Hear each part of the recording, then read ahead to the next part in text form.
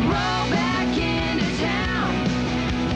They'll all be around just to show you the friends like mine will never let you down until you hit the ground. And they don't know you. Friends like mine will never let you down.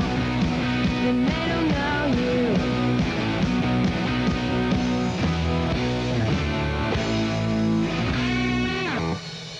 The Parker NZ Championship this year has had a cash and an enthusiasm injection from American powerboat racer John Hagen. He was on hand at the final round. You think a sport like this would take off in the States? Oh, absolutely. It's just, I mean, we do run them in Washington, also in Idaho. I never even heard of it, for God's sakes. I mean, I had Ned from H2O magazine call me and says, you got to come over here. I got in the boat after that. I said, I'm done. I'm coming. I'm going to move here, for God's sakes. I'd like to be able to do some arena stuff over there, bring the Yanks over here, do something. Whatever we can do for power sports. I mean, I do the offshore racing back home. Been very successful with that, and I'd like to be able to incorporate this because this is the wildest sport I've ever seen in my life.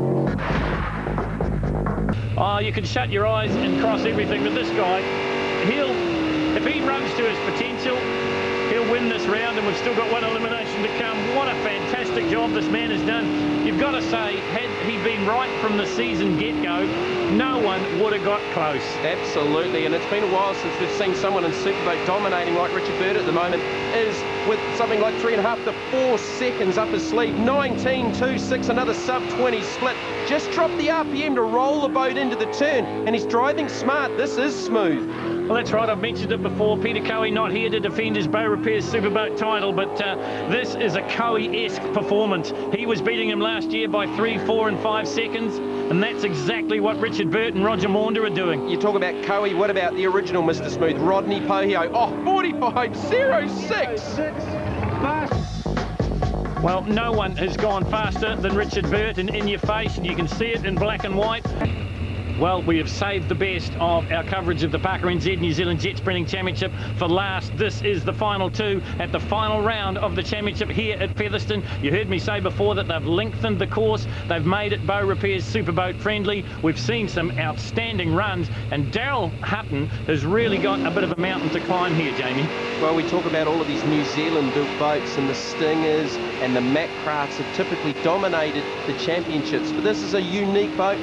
First season in superboats, and Daryl Hutton's finally just starting to get a handle on it with the big block in the back of the boat. It is a sensational looking weapon. Split coming up.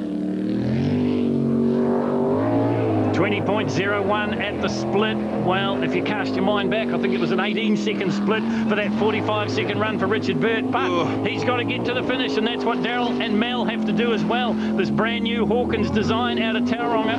Oh, he's running it to the edge. It was right up against the bank a couple of times there in Big Chief too. I'll tell you what, if Mel wasn't scared before, she's got to be a little bit worried in this run, because Daryl Hutton knows it's the last of the championship. Got a bit of time to repair it if he has to. He won't have to. 48.17. Well, it's a fantastic run, but it isn't in the same ballpark as this guy. Well, that's good for Daryl Hutton because he improves on his best run of the day. So that is progress for Big Chief 2. But what has Richard Burt got? We've seen a 45 flat in the top 4, and that's a whopping 3.5 seconds quicker than anyone's done all weekend. And Jamie, if you cast your mind back to the last few rounds, every time that Richard's won, he's gone faster and faster and faster as the eliminations go down. I wouldn't be surprised if we see a very low 46 or maybe even a 45. These guys are on it, and look at the way the boat's just stuck on the water. Well, he's already done a 45 flat, and the pressure's really off because he's got so much time up his sleeve, and there's not too many mistakes in the first part of this lap. There's the time to beat, 48.17, set by Daryl Hutton down to the line. Oh, this is quick. Oh, 44.53. Get a picture of the time. 44.53 for Richard Burt. He smashes them here at Featherston.